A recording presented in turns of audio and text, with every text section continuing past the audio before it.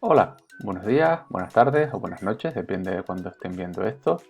Mi nombre es Javier Mendoza, yo soy profesor de la Universidad de La Laguna y hoy voy a explicar la primera parte del tema 4 de la asignatura Dirección de Empresas del grado de Contabilidad y Finanzas. Como pueden ver aquí, el tema 4 se denomina la función de planificar. Les recuerdo que tienen mi contacto en forma de email aquí debajo. ¿Qué es lo que vamos a ver? Bueno, hemos ido repasando a lo largo de esta asignatura lo primero el concepto de empresa y luego hemos hablado de la toma de decisiones. Vamos a ver ahora lo que hacen las empresas, lo que cualifica a las empresas, es decir, planificar. Y para eso nos vamos a centrar en 4 puntos. El concepto de planificación, que es eso de la planificación, los elementos de la planificación, las premisas de la planificación y los tipos de planificación. La primera pregunta que hay que responder es ¿por qué es importante planificar? Bueno, la iremos viendo a lo largo del tema, pero quédense con la idea de que planificar nos ayuda a organizar, nos ayuda a alcanzar objetivos y metas de una manera más eficaz y eficiente.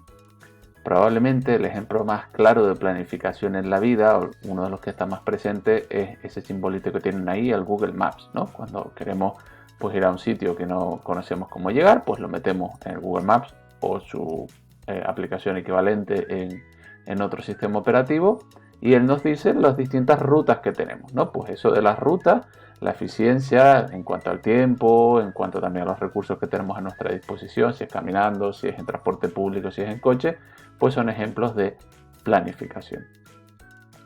¿Quién debe planificar en las empresas? Bueno, hay que decir que la planificación es responsabilidad de la gerencia. ¿Vale? El objetivo de la planificación no es otro que lograr un rendimiento eficaz, ¿vale? En la empresa.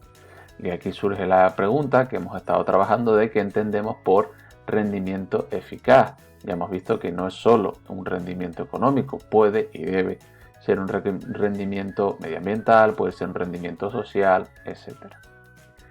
A modo de resumen, estos 7 puntos pueden denominar el proceso de planificación.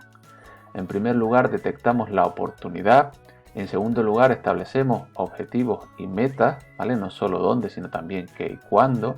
En tercer lugar, consideramos de dónde partimos, es decir, cuál es nuestro entorno.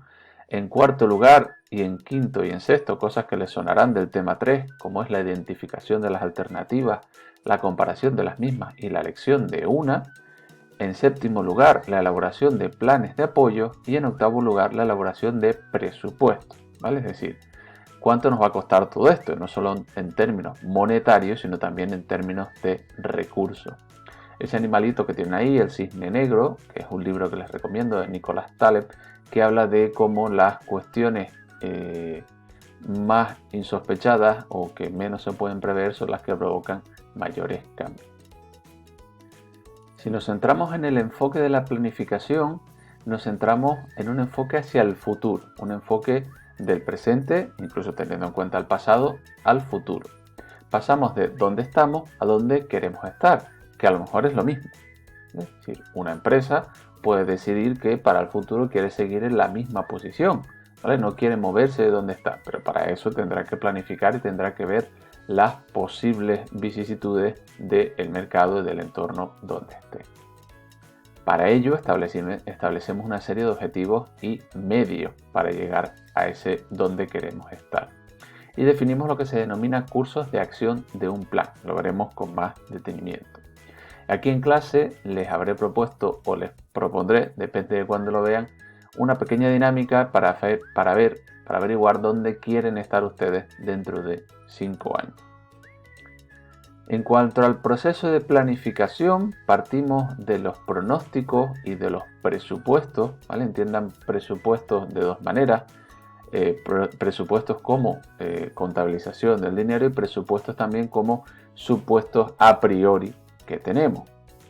A modo de ejemplo, yo para planificar en el futuro, pues puedo presuponer que la pandemia estará mucho mejor en el segundo semestre de 2021. Ya veremos si esto es muy optimista, muy pesimista o muy realista, ¿vale? Ese proceso de planificación nos lleva a una serie de objetivos que tenemos que realizar y que tenemos que alcanzar a través de acciones, de recursos que tienen que implantarse. Y finalmente obtenemos un resultado y un rendimiento que tendremos que evaluar y que nos servirá para un nuevo proceso de planificación. No entiendan esto como una cadena de montaje, es decir, hay evaluaciones intermedias de esos resultados o rendimientos que estemos consiguiendo. Si hablamos de la planificación consiste muchas veces en hacerse preguntas. En cuanto al qué, pues tenemos que definir qué se desea hacer. En cuanto al cómo, tenemos que definir los medios para alcanzarlo. En cuanto al cuándo, tenemos que definir un horizonte temporal para ejecutar las acciones necesarias. En cuanto al quién, pues tendremos que asignar personas a esas acciones. En cuanto al con qué, tendremos que definir con qué recursos vamos a contar, si los tenemos, no los tenemos, si tenemos que comprarlos, etcétera, etcétera. Y por último, tendremos que evaluar los resultados, ¿vale? Cuestión sobre la que me detendré probablemente bastante. A modo de disclaimer, si alguien es madridista, pues entenderá más, o le gusta el fútbol, entenderá más esa fotografía de la derecha, ¿vale? Mourinho, que fue un entrenador del Real Madrid, que ahora creo que está en el Tottenham. Bueno, pues tuvo un altercado bastante desagradable, vamos a decir así. Tenemos que tener en cuenta también el horizonte temporal, ¿vale? Ese cuándo. Podemos tener planes a largo plazo, que es lo que se denominan planes estratégicos. Me meteré más con los niveles de la empresa en temas subsiguientes. Y a corto plazo, que se denominan planes operativos. Incidiendo un poquito más, los planes estratégicos duran más de un año y involucran a todos los niveles de la empresa y a los objetivos generales. Los planes operativos de menos de un año apoyan el logro de los objetivos estratégicos. Para tener un buen sistema de planificación, lo interesante, lo ideal es tener planes que se establezcan formalmente, ¿vale? Tenerlas bien establecidos. Sin embargo, también que sean precisos pero flexibles, ¿vale? ¿Qué pasa si pasa esto? O dejar también una cierta poder de decisión, una cierta margen de decisión para las personas, que sean transparentes y claros, que estén alineados con los fines que perseguimos en la entidad, que nos marquen cómo se mide la eficacia y que además nos permitan sacar un rendimiento adecuado de los recursos. Por último, en el tema de hoy vamos a ver 4 tipos de planificación, ¿vale? En función de diversas variables que ahora veremos, donde seguimos la clasificación de este señor de Ackoff que tiene aquí, ¿vale? Que habla de la orientación temporal. Y tiene 4 tipos: reactivo, inactivo, preactivo e interactivo, ¿vale? Estos me gustan bastante y, como les he dicho en otra ocasión, las cosas que me gustan bastante tienen una probabilidad bastante cercana a 1 de ser carne de examen. La planificación reactiva lo que pretende es recuperar una situación anterior, ¿vale? Esperamos a que pasen las cosas, nos basamos en la historia y en la experiencia y es una posición mucho más conservadora.